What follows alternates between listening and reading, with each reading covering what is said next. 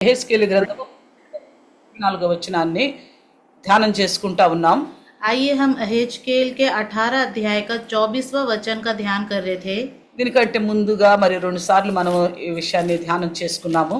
इससे पहले भी हम इस विषय के बारे में 2 बार ध्यान कर चुके हैं। అయితే ఆఖరిగా మూడోసారి మరి ఈ విషయం గురించి పరిశుద్ధాత్మ దేవుడు మనకి సహాయం చేయనుగాక. तो आखिरी विषय है, आखिरी भाग है और जो वचन बताएंगे इसमें भी सहायता करे परमेश्वर। రండి ఒకసారి 18-24 యెహెజ్కేలు గ్రంథం చదువుకుందాం. तो आइए एजकेल का 18 का 24 एक बार पढ़ते हैं। నీతిపరుడు తన నీతిని విడిచి పాపము చేసి దుష్టులు చేయు హే క్రియలన్నిటి ప్రకారం జరిగించిన ఎడల అతడు బ్రతుకున. అతడు చేసిన నీతి కార్యములు మాత్రమును జ్ఞాపకములోనికి రావు. అతడు విశ్వాసఘాతకుడై చేసిన పాపమును బట్టి మరణమునందును. परंतु जब धर्मी अपने धर्म से फिरकर टेढ़े काम वरन दुष्ट के सब घृणित कामों के अनुसार करने लगे तो क्या वह जीवित रहेगा? जितने धर्म के काम उसने किए हों उनमें से किसी का स्मरण न किया जाएगा। जो विश्वासघात और पाप उसने किए हैं उसके कारण वह मर जाएगा। మనం ఈ విషయాన్ని చాలా కూలంకుషంగా అర్థమైన రీతిలో 2 సార్లుగా విన్నాం. तो इस विषय को हम बहुत ही अच्छे से हमने स्पष्ट रूप से 2 बार हमने सुन चुके हैं। అయితే లాస్ట్ సమయంలో నేను చెప్పాను మరొక పర్యాయం ఈ విషయం గురించి మాట్లాడతాము అని.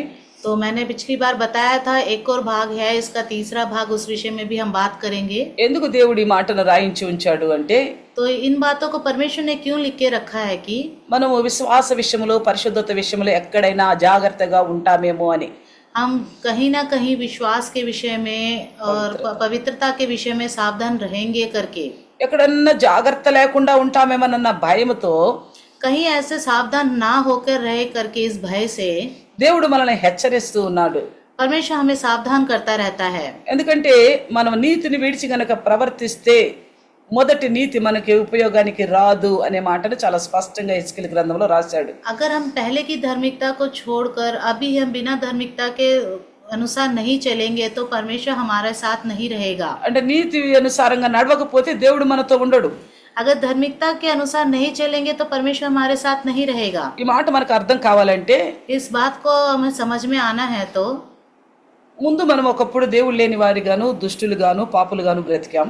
एक समय पे हम परमेश्वर के बिना दुष्ट और पापी होकर जी रहे थे, అపవిత్రులుగా జీవించాం. अपवित्र होकर जी रहे थे। ఎప్పుడైతే మనం మన పాపాలు ఒప్పుకుని పశ్చాత్తాపడామో जिस समय हमने अपने पापों को मानकर पश्चाताप किया ఇక ముందు పరిశుద్ధంగా జీవించాలని నిర్ణయించుకున్నాము. और आगे पवित्र होकर जीना है करके निर्णय लिया, అప్పుడు దేవుడు ఆ మొదట చేసిన దుష్ట కార్యాలను జ్ఞాపకం చేసుకోక క్షమించేశాడు. तो परमेश्वर पहले जो दुष्ट कार्य घृणित काम किए थे उन सबको याद नहीं रखता और आपको क्षमा कर देता है। అందును బట్టి మనం నీతిమంతులు అయ్యాం. इसलिए हम धार्मिक हुए। మరి దుష్టుడు నీతిమంతుడైనప్పుడు దేవుడు మొదటి దుష్ట కార్యాలను జ్ఞాపకం చేసుకోలేదు కదా. तो दुष्ट जो है जो धर्मी होकर पहले के धर्मी के काम बातों, దుష్టుడు నీతిమంతుడైనప్పుడు जब दुष्ट पहले धर्मी था, దుష్టుడు నీతిమంతుడిగా అయినప్పుడు दुष्ट जब धर्मी हो जाता है దేవుడు ఆ మొదటి దుష్ట కార్యాలను జ్ఞాపకం చేసుకుని మనల్ని తిరస్కరించలేదు. तो परमेश्वर ने पहले के जो दुष्ट कार्य थे जब वो धर्मी बन जाता है उनका दुष्ट कार्य को याद नहीं रखता है। అదే విధముగా ऐसे ही ఇప్పుడు మనం నీతిమంతులుగా ఉన్నాం. अभी हम धर्मी होकर रह रहे हैं। ఒకవేళ నీతిని విడిచి గనక ప్రవర్తిస్తే अगर हम धार्मिकता को छोड़कर अपना बर्ताव करेंगे तो మొదటి నీతి జ్ఞాపకం రాదు. पहले की धार्मिकता याद नहीं रहेगी। ఎప్పుడైతే దుష్టమైన మనం నీతిమంతులుగా అవుతున్నందుకు దేవుడు సంతోషించాడని నమ్ముతున్నామో तो परमेश्वर खुश हुआ क्योंकि हमने पहले दुष्टता को छोड़कर धर्मी बन गए। అయితే ఇప్పుడు నీతిని విడిచి దుష్టులుగా వెళ్ళిపోతే ఇందును బట్టి దేవుడు సంతోషించడు. तो अभी जो धार्मिकता को छोड़कर हम फिर दुष्टता में चलेगा तो परमेश्वर खुश नहीं रहेगा। తో చాలా సార్లు సంఘాల్లో విశ్వాసులుగా ఉంటున్న ప్రతి ఒక్కరి పరిస్థితి కూడా ఇదే విధంగా ఉంటుంది. तो बहुत बार जो कलीसियाओं में कभी कभी इसी तरह से होती हैं परिस्थितियां। విశ్వాసులమైన మనం చాలా సార్లు దేవుని నుండి తొలగిపోతూ ఉంటాం. विश्वासी जो हम लोग हैं हम परमेश्वर के मार्ग से भटक जाते हैं। అందుకు కారణం అనేకములు కావచ్చు. उसका कारण बहुत ही तरीके अनेक क्यों ना हो, అయినప్పటికీ వాక్యము నీ సమస్య ఇలాంటిది కాబట్టి దీన్ని బట్టి నువ్వు తప్పిపోయావంటే పర్వాలేదు అని మాత్రం అనడు. फिर भी जो वचन है वो ये नहीं कहता आपके अभी ऐसी समस्या है तो कोई बात नहीं करके आपको क्षमा नहीं करेगा। ఎట్టి పరిస్థితుల్లోనైనా విశ్వాసాన్ని కాపాడుకో అనే వాక్యం మాట్లాడుతా ఉంది. कैसा भी क्यों ना हो, कैसी भी स्थिति क्यों ना हो, अपने विश्वास को बनाए रखना है करके ये वचन कहता है। అయితే మనం చాలా సార్లు పరిస్థితులను బట్టి ఆ విశ్వాసాన్ని విడిచి ప్రవర్తిస్తా ఉంటాం, నీతిని విడిచి ప్రవర్తిస్తా ఉంటాం. तो कई बार हम अपनी परिस्थितियों के वजह से हम लोग क्या करते हैं, धार्मिकता को छोड़कर चलने लग जाते हैं। మొదట అబద్ధాన్ని మనం విడిచిపెట్టిన వారమే, पहले हमने झूठ को छोड़ दिया था, కానీ ఇప్పుడు అబద్ధం ఆడితే గాని అవసరం తీరేటట్లేవు. मगर अभी जो है झूठ नहीं बोलेंगे तो हम झूठ बोलने झूठ बोलने से ही हमारी जरूरतें पूरी नहीं होंगी करके झूठ बोल रहे हैं। కాబట్టి ఇప్పుడు మనం ఏం చేస్తున్నాం, పరిస్థితులు బట్టి तो अब हम अपनी परिस्थिति की वजह से क्या कह रहे हैं, అబద్ధాన్ని మానిన మనం అబద్ధం ఆడటం మొదలేసాం. మరలా जो हमने झूठ को छोड़ दिया था फिर से हम झूठ बोलना शुरू कर चुके हैं। ఒకప్పుడు మన పరిస్థితులు అన్ని బాగున్నాయి కాబట్టి ధనము గురించిన వ్యామోహం మనలో లేదు. एक समय हमारी परिस्थितियां अच्छी थी तो हमारे को धन का जो मोह नहीं था, ఎందుకంటే సాధారణంగా సాగిపోతుంది జీవితం. क्योंकि साधारण रूप से हमारी जिंदगी अच्छे से चलती जा रही थी। కానీ ఎప్పుడైతే మనకి పేదరికం సంభవించిందో, जब हमारे पास गरीबी आने लग गई, అయితే మనకి ధనము మీద వ్యామోహం పెరగటం మొదలేసింది. धीरे धीरे हमारे अंदर धन का मोह आने लग गया। అంటే నీతిని విడిచి దుర్నీతి వైపు మనం ప్రయాణిస్తున్నట్లు అర్థమవుతుంది. मतलब हम धार्मिकता को छोड़कर दुष्टता की तरफ अपना रास्ता नाप रहे हैं करके दिख रहा है। అందులో మనం ఏం చేస్తా ఉంటాం, उसमें हम क्या करते हैं, ఏం చేస్తా ఉంటామంటే ఎలా సంపాదించినా పర్వాలేదు, డబ్బు అవసరం కదా అనుకుంటాం. हम उस समय क्या सोचते हैं, कैसे भी क्यों ना कमाए, अभी तो पैसों की जरूरत है ना। అబద్ధం ఆడైనా సరే, झूठ बोलकर क्यों ना हो, వడ్డీలకి ఇచ్చైనా సరే, कर्जे में क्यों ना दें, లంచం తీసుకునైనా సరే, घूस क्यों ना ले, रिश्वत क्यों ना ले, ఇలా ఇంకా ఏ చేయరాని కార్యాలు చేసైనా సరే, ऐसे कितने ही गलत काम करे बिना करते हुए क्यों ना कमाए, అలా సంపాదించుకోవటానికి ఆలోచన చేస్తాం. ऐसे कमाने की कोशिश करते रहते हैं। అయితే నీతి విషయమై ఆకలి దప్పులు గలవారు ధన్యులు అన్న మాటను వాక్యాన్ని విడిచిపెడతాం. तो हम लोग क्या कहते हैं, धार्मिकता को छोड़कर कहते हैं, నీతి విషయమే ఆకలి దప్పులు గలవారు ధన్యులు.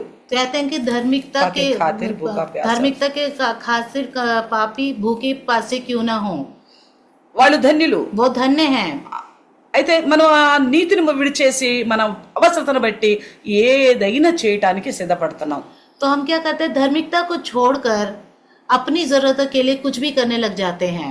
అందుకే ఇక్కడ ఏమంటున్నాడు అంటే, इसलिए यहाँ पे क्या कहता है कि నీతిని విడిచి గనక దుష్టులు చేసే హేక్రియలు చేస్తే మొదటి నీతి జ్ఞాపకం రాదు, కాబట్టి అతడు ఖచ్చితంగా చచ్చును అంటున్నాడు. तो यहाँ पे कहते हैं, जो धर्मी अपनी धार्मिकता को छोड़कर टेढ़ी चाल चले, दुष्ट के मार्ग में घृणित काम करने लगे तो वो मार दिया जाएगा।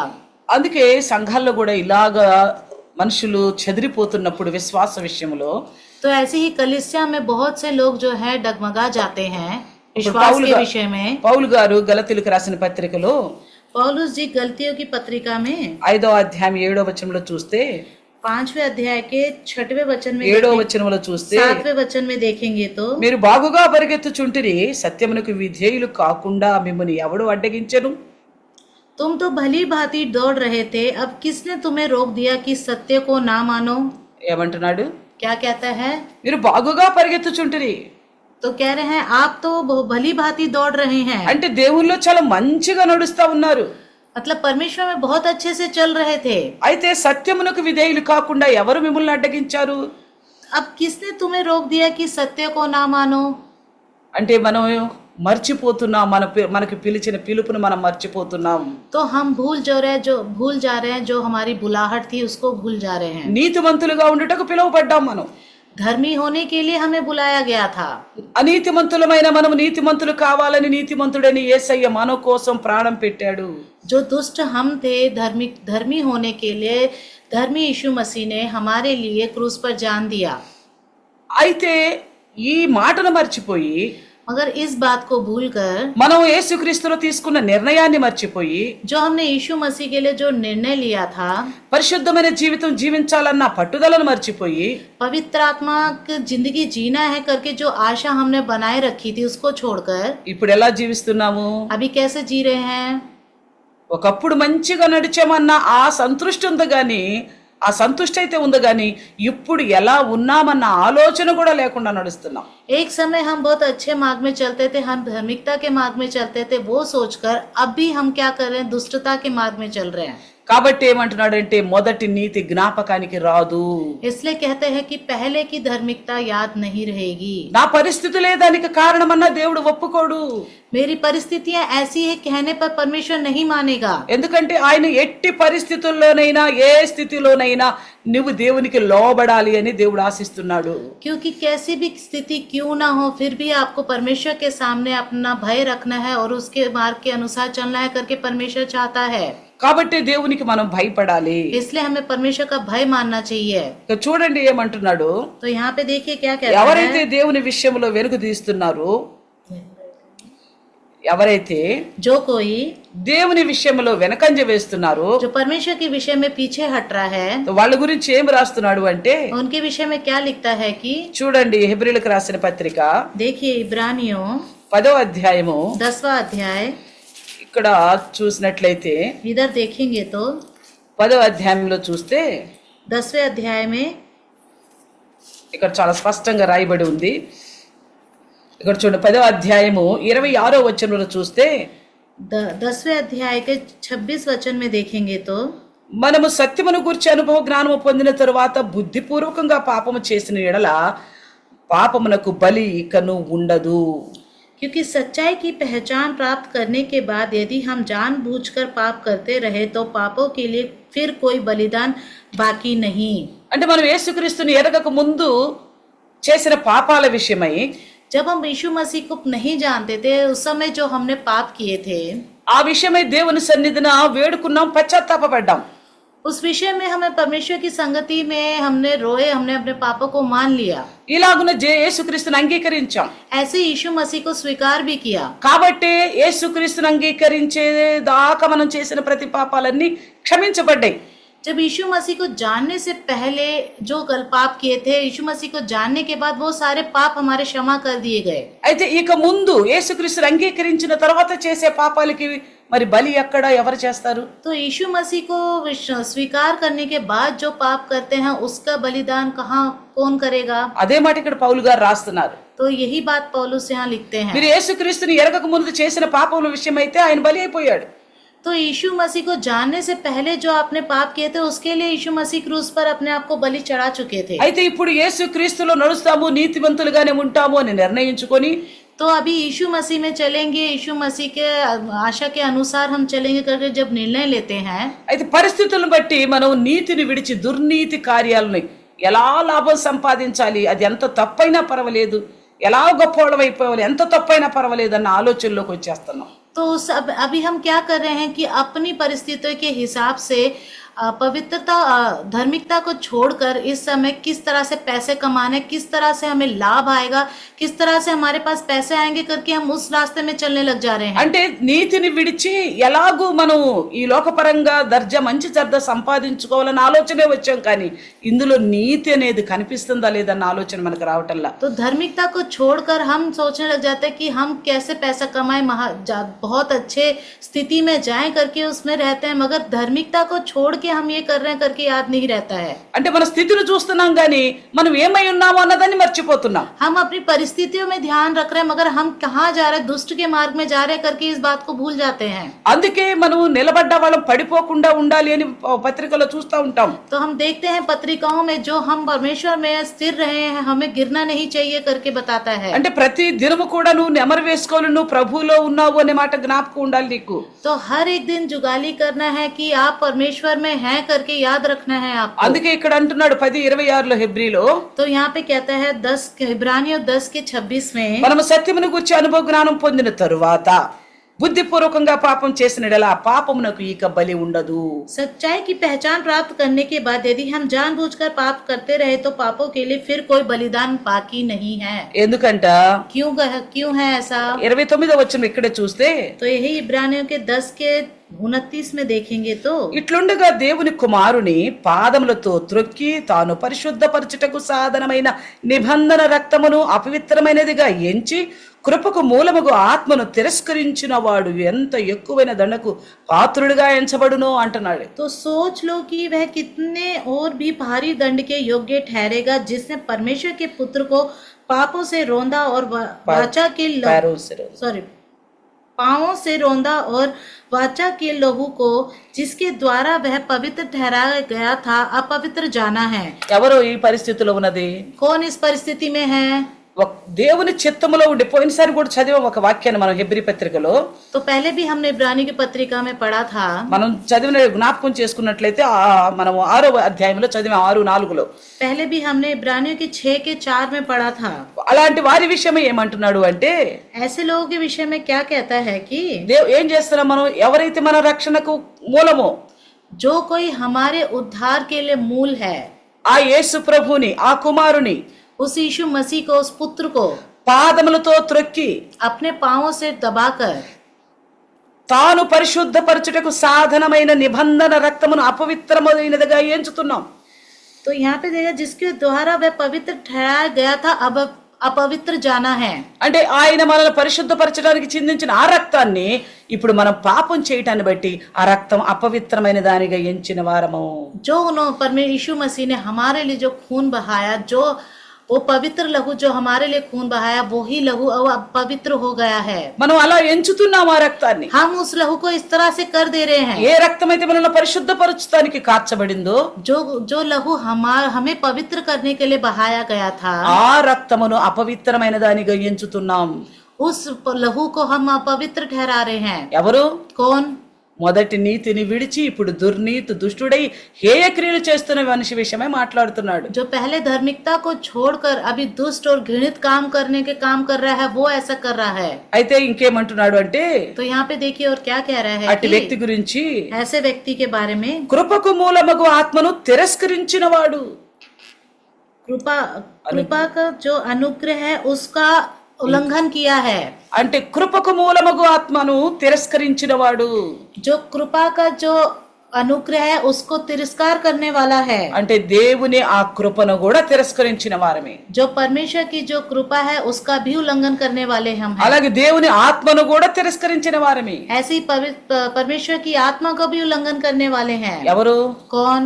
ముందు నీతిమంతుడిగా ఉండి ఇప్పుడు పరిస్థితుల కారణంగా ఏది చిన్న దుష్ట మార్గం ఎంచుకున్నా కానీ, जो पहले धर्मी था और अभी कोई सी भी गलती के लिए जो गलत मार्ग में निकल पड़ा है, ఆ వ్యక్తి చేస్తున్న పాపాలు ఎన్ని రకాలుగా ఉన్నాయట? जो व्यक्ति जो पाप कर रहा है वो कितने प्रकार के हैं? ఒకటేమో ఏమంటున్నాడు 29వ వచనములో, ఏమంటున్నాడు 29వ వచనములో? क्या कह रहा है 29 में? దేవుని కుమారుని పాదాలతో తొక్కుతున్నాం. परमेश्वर के पुत्र को पांवों से रोंद रहे हैं. ఆయన మన కోసం కార్చిన రక్తాన్ని అపవిత్రమైనదిగా ఎంచుతున్నాం. जो उन्होंने हमारे लिए लहू बहाया उसे अपवित्र कर रहे हैं. ఆయన కృపను తిరస్కరిస్తున్నాం. उनकी कृपा को उल्लंघन कर रहे हैं. ఆయన ఆత్మను తిరస్కరిస్తున్నాం. उनकी आत्मा का उल्लंघन कर रहे हैं. కాబట్టి ఇలాంటి వారు ఎంత ఎక్కువైన దండనకు పాత్రులగునో కదా అంటున్నాడు. तो क्या कहते हैं? ऐसे जो है वो उस अनुग्रह का अपमान, कितना अपमान करने वाले हो गए వాళ్ళు हैं. ఎక్కువ దండనకు పాత్రులు. वो बहुत ही ज्यादा दंड पाने के योग्य है. అందుకే అంటున్నాడు, నేనే ప్రతిఫలం ఇచ్చువాడను 30వ వచనంలో అంటున్నాడు. तो वो 30 वचन में कहता है कि मैं ही उसका बदला लूंगा. ఇంకా 31లో చూస్తే, तो यहाँ पे 31 में देखेंगे तो జీవము గల దేవుని చేతిలో పడుట బహు భయంకరము. जीवित परमेश्वर के हाथों में पड़ना भयंकर बात है. ఎందుకంటే మనం దేవుడు అంటే ఏంటో ఎరిగిన వారిమి, क्योंकि हम जानते हैं कि परमेश्वर कौन है, లోకం అంటే ఏంటో తెలుసుకున్న వారిమి, ये दुनियादारी क्या है करके जानते हैं, అలాగే రక్షణ విషయంలో తెలిసిన వారిమి, ऐसे ही उद्धार क्या है जानते हैं, సంఘం అంటే ఏంటో తెలిసిన వారిమి. कलीसिया क्या है करके जानते हैं. అలా తెలుసుకుని దేవునిలో నిలబడ్డ మనము ऐसा जानकर जो हम परमेश्वर में जो स्थिर थे, ఇంకా పాపంలో గనక ఉన్నా, अगर और भी पाप में है तो, లేక వదిలిపెట్టిన విషయాలు మరలా కొనసాగిస్తున్నా, जो विषय हमने पाप छोड़ दिया था उसमें फिर से आगे बढ़ने लग रहे तो జీవము గల దేవుని చేతిలో పడ్డంత భయంకరమైన పరిస్థితి అవుతుంది. तो जीवित परमेश्वर के हाथों में पड़ना भयंकर होगा. కాబట్టి మనం తప్పించుకోలేము. इसलिए हम अपने आप बच नहीं पाएंगे. అందుకే ఖచ్చితంగా అతడు మరణమగును అని చెప్తున్నాడు హెస్కేల్లో. इसलिए एजकेल में कहता है कि पक्का वो मार डाला जाएगा. అందుకే ఇంకా ఈ 10:38-39లో చూస్తే హెబ్రీ పత్రిక, तो इब्रानियों के 10 के 31 31 में देखें 38, 39లో చూస్తే 38 और 39 నా ఎదుట నీతిమంతుడైన వాడు విశ్వాస మూలముగా జీవించును గాని అతడు వెనుక తీసిన ఎడల అతని యందు నా ఆత్మ సంతోషించదు. तो देखिए इब्रानियों के 10 के 38 में देखेंगे तो पर मेरा धर्मी जन विश्वास से जीवित रहेगा और यदि वह पीछे हट जाए तो मेरा मन उससे प्रसन्न ना होगा. దేవుడు మన విషయంలో సంతోషంగా ఉండడు. देखो परमेश्वर हमारे विषय में प्रसन्न नहीं रहेगा.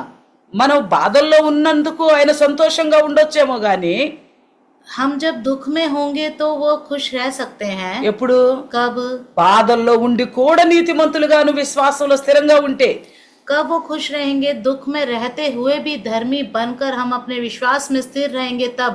అంటే తన వాక్యము తన నీతి మనలో పనిచేస్తున్నందుకు సంతోషంగా ఉంటాడు. उनका वचन उनकी धार्मिकता हमारे अंदर काम करेगी तो तब वो प्रसन्न रहेंगे. అంతేగాక నీతిని విడిచిపెట్టి దుర్నీతిములుగా దుష్టులుగా మనం ప్రవర్తించటం మొదలేసామనుకోండి, ऐसा ही नहीं अगर हम धार्मिकता को छोड़कर दुष्ट और घृणित काम करने लग गए तो మరి మన విషయంలో ఏం మాట్లాడుతున్నాడంటే हमारे विषय में क्या बात कर रहे हैं कि మన దేవుని విషయంలో వెనుక తీసిన వారం అవుతాము. हम परमेश्वर के विषय में पीछे हटने वाले हो जाएंगे. అలాంటి వారి విషయంలో దేవుని ఆత్మకు సంతోషం ఉండదు. ऐसे विषय में परमेश्वर के मन में कोई खुशी नहीं रहेगी. ఇంకా ఇక్కడ 39లో కూడా ఏమంటున్నాడంటే तो यहाँ पे 39 में क्या कहता है कि ఈయన ఎవరు వెనుక తీసేవాళ్ళు, कौन पीछे हटने वाले हैं. అయితే మనము నశించుటకు వెనుక తీయవారము కాము గాని ఆత్మను రక్షించుటకు విశ్వాసము కలిగిన వారమై ఉన్నాము అంటున్నాడు. पर हम हटने वाले नहीं कि नाश हो जाए पर विश्वास करने वाले हैं कि प्राणों को बचाएं. వెనుదీసే వాళ్ళు ఎవరట? कौन भी नाश होने वाले हैं. వెనక్కి వెళ్ళే వాళ్ళు ఎవరట? कौन पीछे हटने वाले हैं. నశించిపోయే వాళ్ళే వెనక్కి నడిచేవాళ్ళు. जो नाश हो जाएंगे वही हैं पीछे होने वाले. అంటే వెనక్కి దేవుని విడిచిపెట్టి నడిచేవాళ్ళు. मतलब परमेश्वर को छोड़कर चलने वाले. కాబట్టి ఇప్పుడు ఏం మాట్లాడుతున్నాడు? तो यहाँ पे क्या बात कर रहा है. మనం నశించుటకు వెనుక తీసేవారం కాము, हम हटने वाले की नाश हो जाने वाले विश्वासी करने वाले नहीं हैं. ఆత్మను రక్షించుకొనుటకు విశ్వాసం కలిగిన వారము. प्राणों को बचाने वाले हैं. హల్లెలూయా. हालेलुया. మనం ఎవరమే? हम कौन हैं. మన ఆత్మను రక్షించుకొనటానికి విశ్వాసం కలిగిన వారమే. हम अपने आत्मा को बचाने वाले विश्वास करने वाले हैं. ఇక ఈ లోకంలో ఏది కాపాడుకోవాలన్నా ప్రయాస పడేవారం కాదు మనం. मतलब इस दुनिया में कुछ भी पाने के लिए ऐसा विश्वास करने वाले नहीं हैं हम. నాకు అది కావాలి, నేను దీన్ని కాపాడుకోవాలి, దాన్ని కాపాడుకోవాలి అని అందుకోసం ప్రయాసపడి లేక అందుకోసం విశ్వాసం ఉంచిన వారం కాదు మనం. मतलब इस दुनियादारी मुझे ये भी चाहिए वो भी चाहिए इस चीज के लिए हम विश्वास में नहीं आए हैं. మన గురి ఏంటి? हमारा लक्ष्य क्या है. పౌలు గారు ఏం చెప్తున్నాడు? पौलुस जी क्या कहते हैं. నేను గురి వద్దకే పరిగెడుతున్నాను అంటలేదు. हम उस लक्ष्य के पीछे ही भाग रहे हैं, लक्ष्य की ओर ही दौड़ रहा हूँ. అందుకోసం ఆ మృతుల పునరుద్ధానం కోసం నేను ఏదైనా సరే వదులుకోవటానికి సిద్ధంగా ఉన్నాను అంటున్నాడు. वो मृत्यु के पुनरुत्थान में होने के लिए मैं कुछ भी करने के लिए तैयार हूँ करके कहता ఈ है. లోకంలో ఎన్ని లాభాలైనా నష్టంతో సమానంగా ఎంచుకుంటున్నాను అంటున్నాడు. इस दुनिया में कितने भी लाभ क्यों ना वो मैं नाश होने के बराबर जानता हूँ. కాబట్టి मतलब कि మనం రక్షించుకొనుటకు విశ్వాసం కలిగిన వారమే. हम उद्धार पाने के लिए विश्वास पाया है. మన ఆత్మను हमारी आत्मा को నాశనం అనే వైపు పోనివ్వకుండా नाश की तरफ ना जाते हुए మన ఆత్మను చాలా జాగ్రత్తగా కాపాడుకోవాలి. हमें अपनी आत्मा को बहुत ही संभाल के रखना चाहिए. అందుకే ప్రకటన గ్రంథం 2:10 అంటాడు, इसलिए प्रकाशित वाक्य के 2:10 में कहता है పరిస్థితులను బట్టి నువ్వు వెనకంజ వేస్తావేమోనని.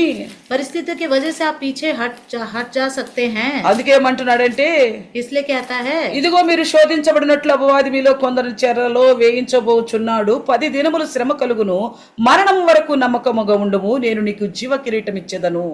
2:10 जो दुख तुझको झेलने होंगे उनसे मत डर, क्योंकि देखो शैतान तुम में से कुछ को जेल खाने में डालने पर है, ताकि तुम परखे जाओ और तुम्हें 10 दिन तक क्लेश उठाना होगा. प्राण देने तक विश्वासी रह तो मैं तुझे जीवन का मुकुट दूंगा. ఇక్కడ చూడండి ఎంత విచిత్రమైన మాట రాయబడి ఉందో.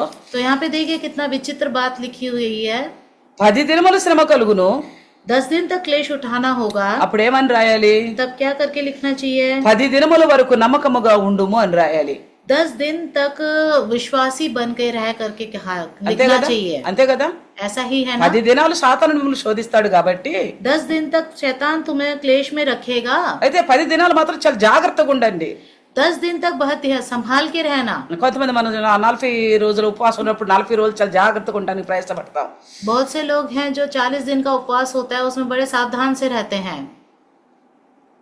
అలాగే ఇక్కడ ఏమంటున్నాడు అంటే ऐसे ही यहाँ पे क्या कह रहा है कि 10 దినాలు శ్రమలు కలుగుతాయి కాబట్టి 10 దినాలు జాగ్రత్తగా ఉండు అని అంటలా तो यहाँ पे ऐसा नहीं लिखा है कि 10 दिन तक क्लेश उठाना होगा और 10 दिन तक तू बहुत संभल के रहना करके नहीं लिखा है। ఇక్కడ ఏమంటున్నాడు यहाँ पे क्या कह रहे हैं 10 దినాలు మీకు శ్రమ కలుగును 10 दिन तक क्लेश उठाना होगा, మరణము వరకు నమ్మకముగా ఉండు प्राण देने तक विश्वासी रहे। మనం దాన్ని చాలా బాగా అర్థం చేసుకోవాల్సింది तो हमें बहुत ही अच्छे से समझना चाहिए। అంటే ఈ సమస్యల నుండి మనం దాటిపోగలము ఈ సమస్యల నుండి దేవుడు మనల్ని దాటిస్తాడు అనే నమ్మకము మరణం వరకే కలిగి ఉండు అది ఆయన చెప్పాలనుకుంటున్నాడు मगर यहाँ परमेश्वर क्या कहना चाहता है कि ये जो क्लेश है उस क्लेश को भी तुझे सहना है और मृत्यु तक तू विश्वास में बने रहना है करके हमें बता అంటే रहा है। ఈ శ్రమలను మనల్ని దాటించగలడు దేవుడు అనే నమ్మకం ఉండాలి అంతే इस जो क्लेश है इससे हमें बाहर करेगा बचाएगा करके हमें ये विश्वास रहना चाहिए। అప్పుడు ఎలా ఉంటది మనకి तब हमें कैसा रहेगा। అందుకు పౌలు గారి మాట జ్ఞాపకం వస్తుందా ఎవరికైనా तो पौलुस जी की बातें किसी को याद आ रही हैं। చులకనైన ఈ శ్రమలు అంటాడు बहुत हल्के से बहुत हल्की सी जो ये क्लेश है, చులకనైన చాలా చిన్నవంట ఈ సమస్యలు ये बहुत ही छोटी समस्याएं हैं రాబో మహిమ ముందు ఎన్నదగినవి కావు అంటాడు जो आने वाली महिमा के सामने ये कुछ भी नहीं है। అర్థమవుతుందా समझ में रहे हैं। అంటే మనకున్న సమస్యలు मतलब हमारी जो समस्या है, లేక పేతురు పత్రికలో చూసినా जो पत्रस की पत्रिका में देखेंगे तो అగ్ని వంటి మహాశ్రమలు చూసి ఏదో వింత సంభవించింది అనుకోబాకండి అంటాడు जो आग से आने वाली जो आग जैसी विपत्तियां जो आने वाली है उससे వింత కలుగుట చూసి వింత సంభవిస్తుందని అనుకోబాకండి ये सब देख के कुछ होने वाला है करके मत सोचिएगा। ఏమంటున్నాడు क्या कह रहे हैं। ఆ దినాల్లో పరిశుద్ధాత్ముడు మన మీద నిలిచి ఉంటాడు అని చెప్తున్నాడు उस समय पवित्र आत्मा हमारे पर बना रहेगा करके कहता है। అంటే ఇలాంటి శ్రమలు ఇప్పుడు ఈ శ్రమ కాకపోతే రేపు ఇంకొక శ్రమ రావచ్చు ఆ తర్వాత ఇంకొక శ్రమ రావచ్చు अभी ये जो समस्या है ये समस्या के अलावा और भी बहुत बड़ी बड़ी समस्याएं आ सकती हैं। ఎందుకు దేవుని వాక్యం ఏం సెలవిస్తుంది तो यहाँ पे परमेश्वर का वचन क्या कहता है। యేసయ్య చాలా స్పష్టంగా చెప్పాడు तो यीशु मसीह ने बहुत स्पष्ट रूप से बताया था ఈ లోకములో మీకు శ్రమలు इस दुनिया में आपको क्लेश आएंगे। ఈ లోకంలో మీకు జయ జయకారాలు అని చెప్పలా इस दुनिया में आपको जय जयकार मिलेगी करके नहीं कहा। ఈ లోకంలో మీకు శ్రమలు इस दुनिया में आपको क्लेश आएंगे। నేను జయించాను మీరు జయిస్తారు मैंने जय पाया है आप भी जय पाएंगे। అయితే మరణం వరకు నమ్మకంగా ఉండు मगर मृत्यु तक विश्वासी बन के रहे। అంతేగాని ऐसा ही नहीं ఏదో లాభం కలుగుతుందనో ఏదో గొప్పవాడైపోదామనో ఎట్లా మన పరిస్థితులని నీతిని విడిచి దుర్నీతి కార్యాలు చేస్తే గనక దేవుని చేతిలో పడట బహుభయంకరము ऐसा ऐसा ना नहीं कि हमें बहुत ही अच्छा लाभ मिलेगा कि बहुत ही ज्यादा पैसे मिलेंगे करके हम धार्मिकता को छोड़कर दुष्ट और घृणित कार्य नहीं करने चाहिए। అలాంటప్పుడు దేవుని చేతిలో పడటం బహు భయంకరమైన వాక్యం సెలవిస్తుంది तो ऐसे जीवित परमेश्वर के हाथों में पड़ना बहुत भयंकर हो जाएगा। కాబట్టి మనం మరణం వరకు రక్షణ కాపాడుకోవాలి तो हमें अपने विश्वास को मृत्यु तक बचाए रखना है। ఏమంటున్నాడు ఆత్మను రక్షించుకునే విశ్వాసం కలిగిన వారమి तो क्या कहता है आत्मा को बचाने वाला विश्वास रहना चाहिए। అలాగే మరణం వరకు నమ్మకంగా ఉండే విశ్వాసంగా ఉండాలి మనం ऐसे ही मृत्यु तक विश्वासी बन के रहना है हमें। కాబట్టి ఈ సమస్యలు ఇప్పుడు ఒక సమస్య కావచ్చు రేపు ఇంకో సమస్య కావచ్చు जो अभी समस्या है इससे ज्यादा बड़ी बड़ी समस्याएं कल आ सकती हैं। నీకు ఒక రకంగా సమస్య రావచ్చు నాకు ఒక రకంగా సమస్య రావచ్చు आपको एक तरह की समस्या आ सकती है मुझे एक तरह की समस्या आ सकती అందుకే है। కదా అన్నాడు సాతానుడు గర్జించు సింహం వల్ల ఎవరిని మింగుదునా అని చూస్తున్నాడు అని तो इसलिए कहता है कि शैतान जो सिंह का गर्जन के समान किस तरह किसको निगलनू करके देखता है। అంటే ఏదో ఒక ఇబ్బంది ఎవరొకళ్ళకు పెట్టి నీతిమంతుడిని దుర్నీతిమంతుడిగా చేయాలన్నది సాతాను శోధన शैतान का जो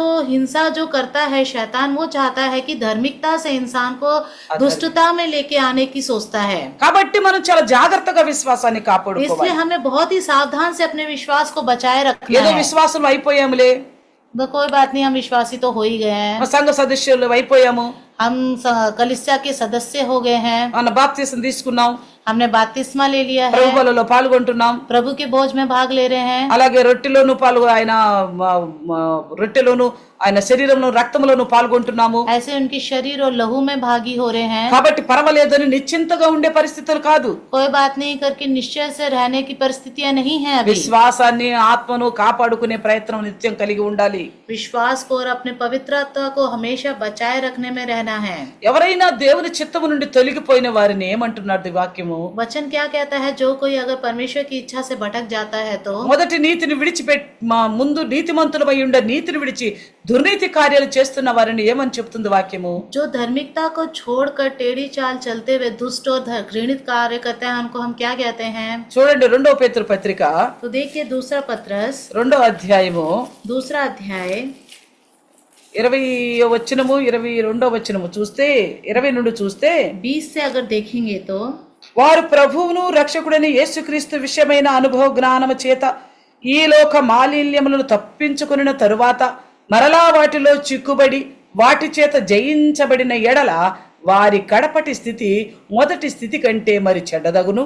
వారు నీతి మార్గమును అనుభవపూర్వకంగా తెలుసుకొని తమకు అప్పగింపబడిన పరిశుద్ధమైన ఆజ్ఞ నుండి తొలగిపోవుట కంటే ఆ మార్గమును అనుభవపూర్వకంగా తెలియక ఉండుటయే మేలు, వారికి మేలు. కుక్క తన వాంతికి తిరిగినట్లు కడుగుబడిన పంది బురదలో దొరినట్లు మళ్ళినట్లు అను నిజమైన సామెత చొప్పున వీరికి సంభవించెను. यहाँ पे देखिए 20 से जब वह प्रभु और उद्धारकर्ता यीशु मसीह की पहचान के द्वारा संसार की नाना प्रकार की अशुद्धता से बच निकले और फिर उनमें फंस कर हार गए तो उनकी पिछली दशा पहले से भी बुरी हो गई है, क्योंकि धर्म के मार्ग का ना जानना ही उनके लिए इससे भला होता है कि उसे जानकर उस पवित्र आज्ञा से फिर जाते जो उन्हें सौंपी गई थी. उन पर यह कहावत ठीक बैठती है कि कुत्ता अपनी छाट की ओर अपनी नहलाई हुई सुअरानी कीचड़ में लौटने के लिए फिर चली जाती है. ఏమంటున్నాడు ఇక్కడ? यहाँ पे क्या कहता है कि ఎవరైతే ముందు దేవుని చిత్తములోండి లోకమాలిని అంతా విడిచిపెట్టుకుని పరిశుద్ధంగా బ్రతుకుతున్న వారు ఉన్నారో, जो कोई परमेश्वर की इच्छा को छोड़कर दुष्टता में जीने वाले जो हैं, వారి విషయంలో ఏం మాట్లాడుతున్నాడు? उनके विषय में क्या कहते हैं? కుక్క తన వాంతికి తిరిగినట్లుగాను, कुत्ता जो है अपने उल्टी की तरफ मुड़ता है.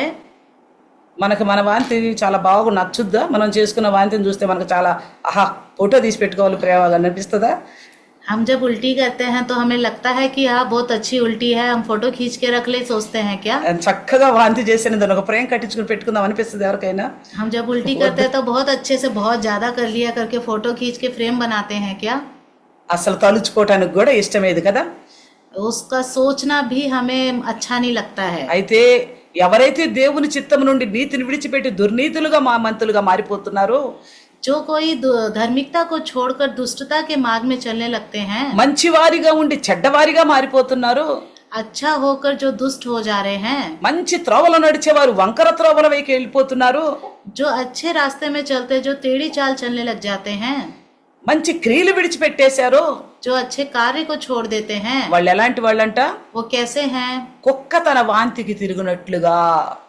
जैसे कुत्ता अपनी छाट की ओर फिरता है. అంటే చూసారు కదా, కుక్క ఏది కక్కుతుందో మళ్ళీ దాన్ని తింటుంది. जो कुत्ता है जो उल्टी कर देता है उसको फिर दोबारा खा लेता है. మనం చెప్పుకోవడానికి చాలా అందరికి వాంతి వచ్చినట్టు అనిపిస్తున్నట్టు. हम जब अभी बात कर रहे हैं तो हमें लग रहा है, मुझे ही लग रहा है उल्टी आने जैसा. కానీ ఎవరైతే ప్రభు చిత్తము నుండి కొంచెం తొలగిపోయినా కానీ, जो कोई प्रभु की इच्छा से थोड़ा सा भी क्यों ना भटक जाए, పరిశుద్ధులుగా ఉన్నవారు అపవిత్రులుగా అయిపోతే గనుక, जो पवित्र थे और अपवित्र जो हो जाते हैं, దేవుని చిత్తములో ఉన్నవారు చిత్తాన్ని విడిచి నడిస్తే గనుక, परमेश्वर की इच्छा में रहने वाले परमेश्वर की इच्छा के अनुसार नहीं चलते हैं तो, ఏ పాపమైతే విడిచిపెట్టారో ఆ పాపాన్ని మళ్ళా చేస్తున్నట్లయితే, जिस पाप को छोड़कर फिर दोबारा उस पाप में चलने लगते हैं तो, లోకాన్ని అసహించుకున్న వారు మరలా లోకాన్ని ప్రేమిస్తున్నట్లయితే, जो दुनियादारी की चीजों को जो घृणा करते थे फिर से उन पे प्रिय उनको उस बारे में सोचने लगते हैं तो, యేసు క్రీస్తే నాకు సర్వం అనుకున్న వాళ్ళు ఇప్పుడు క్రీస్తు విషయమైన నిందలు వస్తున్నాయి కాబట్టి తొలగిపోతున్నాము అనుకుంటే, जो कोई सोचता था यीशु मसीह ही मेरे लिए सब कुछ है, मगर यीशु मसीह में आने के बाद मेरे को ये कठिनाई आ रही करके जो छोड़ना चाहता है जो यीशु मसीह को, అంటే విడిచిపెట్టడం అంటే మళ్ళీ యేసుక్రీస్తునే పూర్తిగా విడిచిపెట్టడం, సంఘాన్ని మానం. छोड़ना मतलब यीशु मसीह को छोड़ना और उस कलीसिया को छोड़ना नहीं करते हैं। అంటే మెల్లమెల్లగా మనలో పాపపు లాంటి ప్రవర్తన మొదటి లాంటి ప్రవర్తన మొదలవుతుంది. धीरे धीरे कलीसिया में आ भी रहे हैं तो हमारे अंदर पहले जैसा व्यवहार आने लग जाता है। వారినే అంటున్నాడు కుక్క తన వాంతికి తిరిగినట్లుగా తిరిగేవాళ్ళు. इसलिए कहते हैं कि जो कुत्ता अपनी उल्टी करता है और उसी की तरफ मुड़ता है, यही कहते हैं। మనం పాపం విషయంలో ఏమనుకున్నాం? हम अपने पाप के विषय में क्या कहते हैं? छी करके बोलते हैं। అలా అనుకోగలిగితేనే దేవుని చిత్తంలోకి లోబడ్డ వాళ్ళం. ऐसा सोचना ही मतलब क्या है? यीशु मसीह की आज्ञा के अनुसार चलने वाले। అలా అనుకుని మళ్ళా చీ అన్న దాన్ని మళ్ళా మనం ప్రేమిస్తున్నాము అంటే, ऐसा सोचकर फिर जिस चीज को हमने छी कहा था, गंदा कहा था, फिर उस तरफ मुड़ गए तो కుక్క వాంతి తిరిగినట్లు కాదా? जब कुत्ता अपनी उल्टी को वापस खाता है तो वो उसी के बराबर है ना। ఇంకొక మాట ఏం చెప్తున్నాడు? एक और बात क्या करता है? కడుగుబడిన పంది బురదలో దొలినట్టుగా ఉందట. जैसे क्या कहा, नहलाई हुई सुअर कीचड़ में लौट कर चलती है फिर से। అంటే చక్కగా పందిని ఎంత శుభ్రం చేసినా కానీ దాని స్వభావం మారలేదు కాబట్టి మళ్ళా పోయి మళ్ళీ బురదలో పడుతుంది. सुअर को कितना भी अच्छे से नहला दे फिर भी वो जाके फिर से कीचड़ में जाके डोलने लग जाती है। ఎందుకంటే పైన మాత్రమే కడుగుబడుతుంది, హృదయం కడగబడలేదు కదా. ऊपर तो नहलाया गया मगर अंदर जो है मन नहलाया हुआ नहीं है ना। ఎవరి హృదయం అయితే శుద్ధి చేయబడదో, जिस किसी का हृदय शुद्ध नहीं होगा, ఎవరైతే పైకి భక్తి కలిగి ఉన్నారో जो कोई ऊपर की भक्ति बनाए रखता है, వాళ్ళు ఎక్కువ కాలం నిలబడలేరు. वो ज्यादा दिन तक बना नहीं रहेगा, ప్రభువులో నిలబడలేరు. प्रभु में बना नहीं रहेगा। అందుకే కదా అన్నాడు రాతి మీద పడ్డ విత్తనం అని. इसलिए कहा है ना कि पथरीली भूमि में गिरा हुआ दाना। అందుకే కదా అన్నాడు ముళ్ళ పొదల్లో పడ్డ విత్తనం అని. इसलिए कहा है ना कि झाड़ियों में कांटों में गिरा हुआ बीज। ఏమవుతుంది? మొక్కవైతే మొలుస్తుంది కానీ क्या होता है? पौधा तो उगता है కానీ ఆ యొక్క ముళ్ళన్నీ ఆ కంపంతా కూడా దాన్ని నొక్కేయటం వల్ల అది ఎదగకుండా అక్కడికే చచ్చిపోతుంది. मगर पौधा तो बढ़ता है मगर वो झाड़ी और कांटों के बीच में गिरता है तो वो झाड़ियां कांटे उसे दबोच देते हैं, అంటే वो बढ़ नहीं पाता है। ఈ లోకమైన ఐహిక విచారాలు మనల్ని ఇలాగా ముంచేస్తున్నాయి కాబట్టి మనం ప్రభువులో ఎదగలేకపోతున్నాం. तो इस दुनियादारी की जो भी बुरी बुरी चीजें हैं हमारे अंदर बसती जा रही है, इसलिए हम प्रभु में बढ़ नहीं पा रहे हैं। కాబట్టి అలాంటి వారిని ఏమంటున్నాడు? इसलिए ऐसे लोगों को क्या कहता है? కడగబడింది పంది చక్కగా, सुअर तो अच्छे से नहलाया गया है కానీ మరలా పోయి బురదలో దొర్లాడుతుందంట. फिर जाके वो कीचड़ में डोलने लगता है। అంటే ఇది ఖచ్చితంగా ఎంత భయంకరమైన బూతులో చూడండి. ఇవి तो देखिए सच में कितनी बड़ी बड़ी गालियां हैं ये, ఆత్మానుసారంగా आत्मा के अनुसार। పంది కుక్కతో మనల్ని పోలుస్తున్నాడు. तो देखिए सुअर और कुत्ते से हमें नाप रहे हैं, तोल रहे हैं। కాబట్టి इसलिए ప్రకటన గ్రంథం 3వ అధ్యాయం 11వ వచనంలో చూస్తే, तो प्रकाशित वाक्य के 3 अध्याय के 11వ వచనంలో చూస్తే 11वें वचन में देखेंगे तो, నేను త్వరగా వచ్చుచున్నాను, ఎవడును నీ కిరీటమును అపహరింపకుండునట్లు నీవు కలిగిన దానిని గట్టిగా పట్టుకో అంటున్నాడు. मैं शीघ्र ही आने वाला हूँ, जो कुछ तेरे पास है उसे थामे रहे, कोई तेरा मुकुट छीन ना ले। కాబట్టి మనకి ఏమి కలిగి ఉన్నాం? మనం तो हम क्या पा चुके हैं? మన విశ్వాసాన్ని కలిగి ఉన్నాం, हमने विश्वास को पा लिया మనం है, ఆత్మను కలిగి ఉన్నాం, हमने आत्मा को पा लिया మనం है, రక్షణ కలిగి ఉన్నాం, हमने उद्धार को पा लिया మనం है, దేవుణ్ణి కలిగి ఉన్నాం. हमने परमेश्वर को मान लिया है। కాబట్టి కలిగిన దాన్ని గట్టిగా పట్టుకో. जिस चीज को हमने मान लिया उसको अच्छे से पकड़े ఈ रहे। లోకంలో ఉన్న వాటిని పట్టుకోవాలని వాటి వెంట పడకు. इस दुनिया में जो चीजें हैं उसको पकड़ने के लिए मत भागिए। ఆ వాటి వెనక పడ్డామనుకో మనం నిర్ణయము మనం ఏది పట్టుకోవాలో ఏది కలిగి ఉండాలో దాన్ని మర్చిపోతాం. जो हम उसके अगर पीछे भागेंगे तो हमने क्या निर्णय लिया था, क्या करने का सोचा था, वो सब भूल जाते हैं। అందుకే ఏమంటున్నాడు చూడండి సామెతల గ్రంథములో तो यहाँ पे देखिए नीति वचन में क्या कहता है। 21వ అధ్యాయము 21 अध्याय में 16వ వచనంలో చూస్తే, 21 अध्याय के 26 वचन 16 वचन में देखेंगे तो, వివేక మార్గము విడిచి తిరుగువాడు ప్రేతల గుంపులో కాపురముండువాడు. यहाँ पे नीति वचन के 21 का 16 देखेंगे तो, जो मनुष्य बुद्धि के मार्ग से भटक जाए उसका ठिकाना मरे हुए के बीच में होगा। ఎక్కడుంటారట? वो कहाँ रहेंगे? వివేకము, विवेक, దేవుని యందు భయభక్తులు కలిగి ఉండటమే సమస్త జ్ఞానానికి మూలమని వాక్యం చెప్తుంది. जो परमेश्वर की ओर चलता है उसी जो समस्त ज्ञान उसने पा लिया करके అంటే कहता దేవుని है। యందు భయభక్తులు కలిగి ఉండటం परमेश्वर के ऊपर भय मानना, మనకు మంచి జ్ఞానం దొరుకుతుంది. हमें अच्छा ज्ञान मिलता है। దేవుని ఆత్మ ఎలాంటి ఆత్మట? तो परमेश्वर की आत्मा कैसी आत्मा है? యెషయా 11లో ఏం రాయబడి ఉంది? यशाया के 11 में क्या लिखा है? బుద్ధి, జ్ఞానం, వివేకం, బలము, శక్తి, వీటన్నిటి గురించి 7 విషయాలు అక్కడ రాయబడి ఉన్నాయి. बुद्धि, ज्ञान, विवेक, शक्ति, इन सब के विषय में 7 बातें लिखी गई हैं। అయితే ఇక్కడ ఏమంటున్నాడంటే, तो यहाँ पे क्या कहता है कि ఇటు వివేకాన్ని విడిచిపెట్టి తిరిగేవాడు जो इस बुद्धि को छोड़कर चलने वाला, ఎక్కడ కాపురం ఉండేవాడట? तो कहाँ उसका बसना है? ప్రేతల గుంపులో. भूतों के झुंड में, అంటే చచ్చిన వాడు అని చెప్తున్నాడు. मतलब मरे हुए के बराबर है करके कहता है। ప్రేతలు అంటే చనిపోయిన వారితో ఉండేవాడు, చనిపోయిన స్థితిలో ఉన్నవాడు. मतलब जो भूत प्रेत, जो मरे हुए लोग हैं, उनके बीच में उसका ठिकाना है। ప్రేతలు ఎక్కడ నివసిస్తాయి? जो आत्मा है कहाँ निवास करती हैं? కబ్రస్థాన్ మే మనం సమాధుల స్థలానికి రాత్రిపూట వెళ్ళగలుగుతామా? जो कब्रिस्तान के वहाँ हम रात के समय में जा सकते हैं। ఏమైనా ఆలోచన వస్తుంది మనకి? क्या सोच विचार आता है? అమ్మో అక్కడ ప్రేతలు భూతాలు ఉన్నాయి అని అనిపిస్తుంది. वहाँ पे भूत प्रेत होंगे करके दिमाग में आता है। ఎవరైతే దేవుని వివేకాన్ని విడిచిపెట్టి నడుస్తున్నారో వాళ్ళు కూడా ఆ స్థానంలో నివసించేవారు అని जो చెప్తున్నారు. कोई बुद्धि के मार्ग से भटक जाता है, वैसे लोग उसी जगह में निवास कर रहे हैं करके लिखा गया है। అంటే వీళ్ళు సజీవులుగా లేపబడే వాళ్ళు కాదు.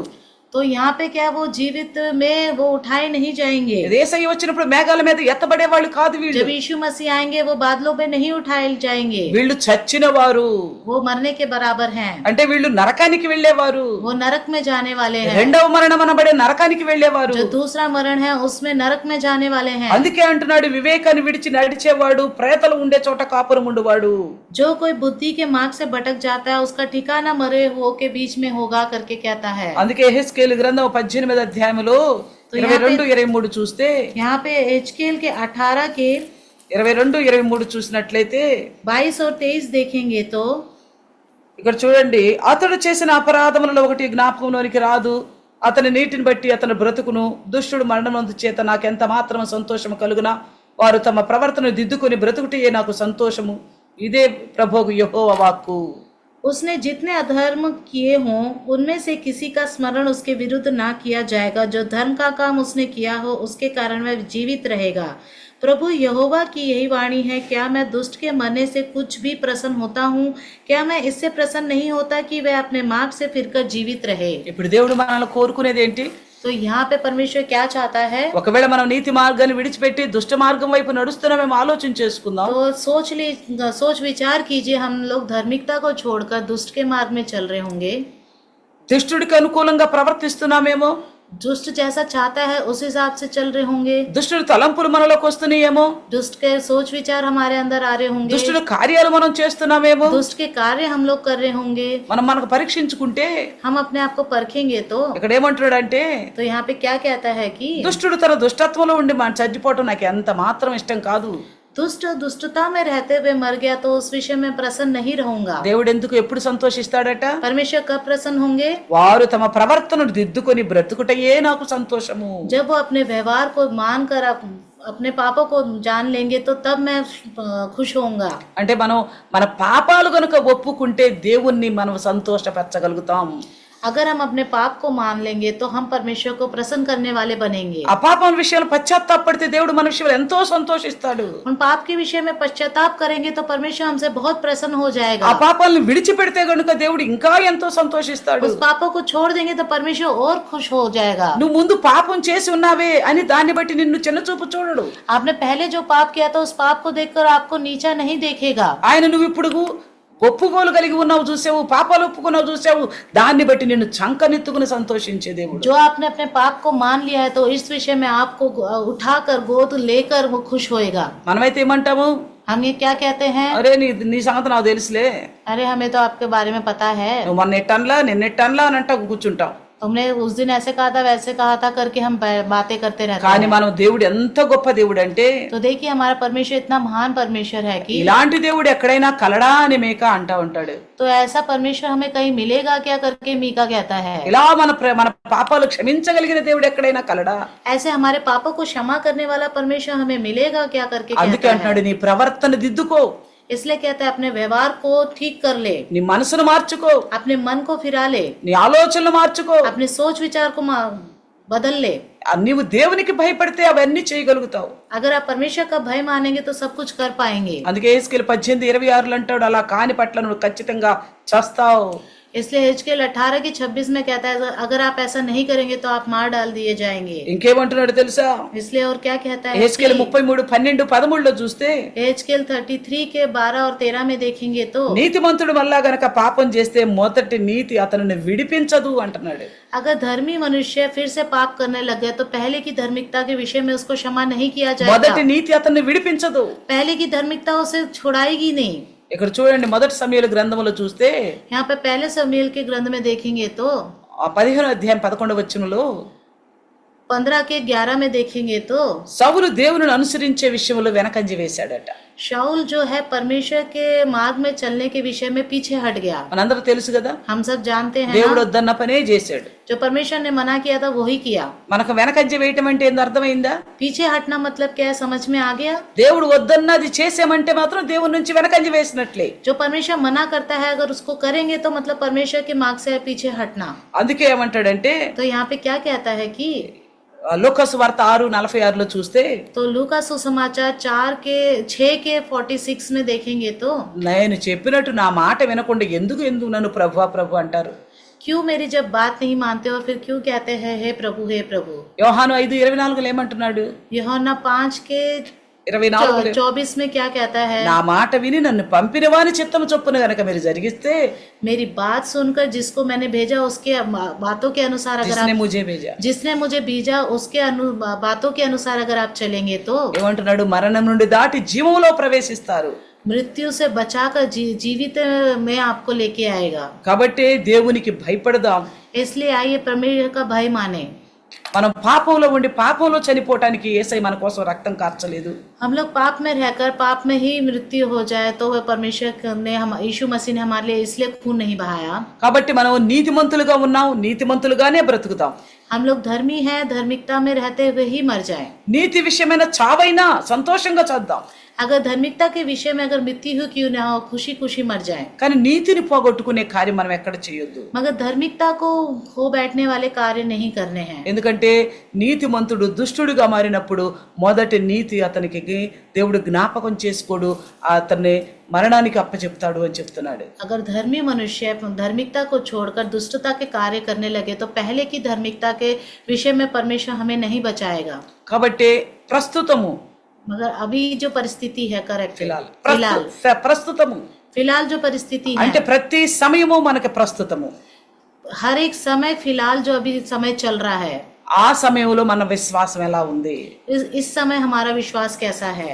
ఈ సమయంలోనే యేసయ్య వస్తానన్నాడు. इसी समय में परमेश्वर आएगा, యేసు. यीशु मसीह आएगा। కాబట్టి దొంగలా వస్తానన్నాడు. उन्होंने कहा था चोर की तरह आऊंगा। అలాగే మనం ఎప్పుడు వెళ్ళిపోతాం కూడా మనకు తెలియదు. इसलिए हमें नहीं पता हम कब चले जाएंगे। అంటే మన మరణం ఎప్పుడో మనకు తెలియదు. हमारी मृत्यु कब है हमें नहीं पता। కాబట్టి మనం ప్రతి క్షణము మనం శుద్ధి చేసుకుంటూ వాక్యానుసారంగా ఉన్నామా లేమని జాగ్రత్త పడదాం. प्रति क्षण हमें अपने आप को पवित्र करते हुए हम वचन के अनुसार चल रहे हैं कि नहीं चल रहे करके याद करना चाहिए। అలా కాకపోతే దేవుని వాక్యం మాట్లాడే రీతిగా ऐसा नहीं हो तो परमेश्वर के वचन के जैसा बोला गया है, నీతిమంతుడు గనక నీతిని విడిచి పాపం గనక చేస్తే, अगर धर्मी मनुष्य धार्मिकता को छोड़कर पाप करने लगे तो ఆ పాపమును బట్టి అతను మరణమవుతాడు.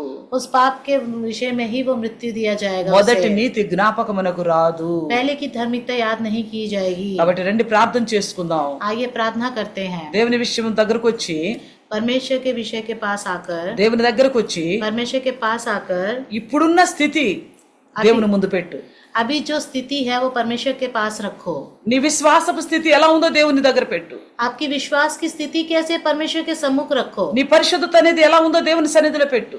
आपकी पवित्रता कैसी है परमेश्वर के सम्मुख रखो। నువ్వు ఆత్మ విషయంలో ఎలా ఉన్నావో దేవుని సన్నిధిలో పెట్టు. आप आत्मा के विषय में कैसे हैं परमेश्वर के सम्मुख रखो। నీ రక్షణ నువ్వు ఎలా కాపాడుకుంటున్నావో లేదో దేవుని సన్నిధిలో పెట్టు. अपने उद्धार को आप कैसे बचा रहे हैं वो परमेश्वर के सम्मुख रखो। ప్రార్థన చెయ్యి. प्रार्थना करो। ఎక్కడ నీలో పాపం జొరబడుతుందేమో ఆలోచించేయి. कहीं ना कहीं से आपके अंदर कहीं पाप तो नहीं घुसरा करके ध्यान कीजिए। అందుకే పౌలు గారు అంటున్నాడు, इसलिए पौलुस जी कहता है చేదైన వేరేదైనా నీలో ఉందేమో చూసుకో అంటున్నాడు. कोई भी कड़वाहट आपके अंदर हो कहीं तो उसको ध्यान करिए, याद करिए। ఇంకేమంటున్నాడో తెలుసా? और क्या कहता है पता है? పూర్వ పాపముల విషయంలో శుద్ధీకరణ కలిగిందన్న మాటను మర్చిపోయేవేమో జ్ఞాపకం చేసుకుంటూ, पहले जो पाप किया था उस पाप के विषय में मैं पवित्र किया हूँ गया हूँ, उस बात को कहीं भूल तो नहीं गए, उन बातों को याद कीजिए। కాబట్టి నిలబడదాం ప్రభువులో. इसलिए परमेश्वर में स्थिर रहें, ఆత్మను రక్షించుకుందాము, अपनी आत्मा को बचाएं, ఆత్మ కాపాడుకుందాం, आत्मा को बचाएं, విశ్వాసాన్ని కాపాడుకుందాం, विश्वास को बचाएं, పరిశుద్ధతను కాపాడుకుందాం, पवित्रता को बचाएं। దేవుని రాకడకు సిద్ధపడదాం. परमेश्वर के आगमन के लिए अपने आप को बनाएं। మనం వెనుక తీసేది నశించిపోయే వాతాని కోసం కాదు, हम जो नाश होने वालों के लिए नहीं, మనము దేవుని ఆత్మ మూలముగా బ్రతకటానికి అదిగో దేవుడు మనల్ని పిలుచుకున్నాడు. हम परमेश्वर के वचन के अनुसार रहना चाहिए करके परमेश्वर ने हमें बताया है। కాబట్టి ప్రభులో జీవిద్దాం. इसलिए प्रभु में जीवित रहे। రెండు చిన్న ప్రార్థన చేసుకుందాం. आइए छोटा सा प्रार्थना करते हैं। परिशुद्धुडैన पवित्र परमेश्वर, आपको धन्यवाद करते प्रभु जी। प्रभु पिछले 3 दफा से प्रभु जी, आज से 3 दफा प्रभु जी आपने प्रभु जी हिस्कियल की 18-24 को लेकर प्रभु आपने बातें से बातें किया प्रभु जी। इन बातों में प्रभु जी आपकी आत्मा ने हम सबसे बात किया परमेश्वर, तेरा धन्यवाद करते प्रभु जी। हाँ प्रभु जी, हम पहले बहुत अच्छा विश्वास रखा, बपतिस्मा का समय अच्छा निर्णय लिया, हम प्रभु में पहले अच्छा चला, अभी केवल हालतों के अनुसार मैं चलते जा रहा हूँ, हालत जैसा ले जा रहा वैसे ही जा रहा हूँ, हालत जहां मुड़ने के बोलते वही मुड़ जाता हूँ, हालत जो बोलने के लिए बोलता तो वही कर बैठता हूँ। वो अच्छा है, बुरा है, सही है, गलत है, ये मेरे उद्धार के खातिर उचित है या नहीं है, ये बातों का सोच तक हमारे अंदर नहीं रह रहे प्रभु जी। प्रभु जी इसलिए आज इन अंतिम दिनों में ऐसी भयानक स्थितियां हैं प्रभु जी, हमारा विश्वास का खतरा है प्रभु जी, विश्वास खतरा में है। इसे बचाने के लिए प्रभु आपने पिछले 3 दफा से आप बात करते आए परमेश्वर, आपको धन्यवाद करते हो। सुने वचन सबका हृदय में फलवंत हो प्रभु जी, हर मिनट में प्रभु जी, हर क्षण में प्रभु जी, इस वक्त में कैसा हूं इस बात को स्मरण करने वाले बने। इसलिए कहा आने वाला जल्दी आ रहा है, इसलिए कोई भी खड़े हैं वो सावधान रहे ना गिरने के लिए बोला प्रभु। इसलिए प्रभु आपका धन्यवाद करते प्रभु जी। हम सब जब यीशु आएगा बादलों में, किसी भी वक्त हम उठा लिया जाने वाला बने। आने से पहले हमारी मृत्यु इच्छा है इसी क्षण या थोड़ी देर, कभी भी क्यों ना हो, अचानक आता है मृत्यु भी। इसलिए प्रभु जी हम तैयार साथ रहे, सिद्धता में रहे, परिशुद्ध पवित्रता में रहे, और उद्धार में रहे, विश्वास में रहे, धार्मिकता में रहे, पवित्रता में रहे। और प्रभु जी चाहे संसार को छोड़ भी जाए तो आपके साथ रहने वाला बन सके प्रभु जी। इसलिए आपको धन्यवाद करते हुए सुने वचन सबके हृदय में 100 गुना फलवंत होने के लिए यीशु के नाम से छोटी सी प्रार्थना मांगते प्रभु, आमीन। Hallelujah, hallelujah, hallelujah, hallelujah.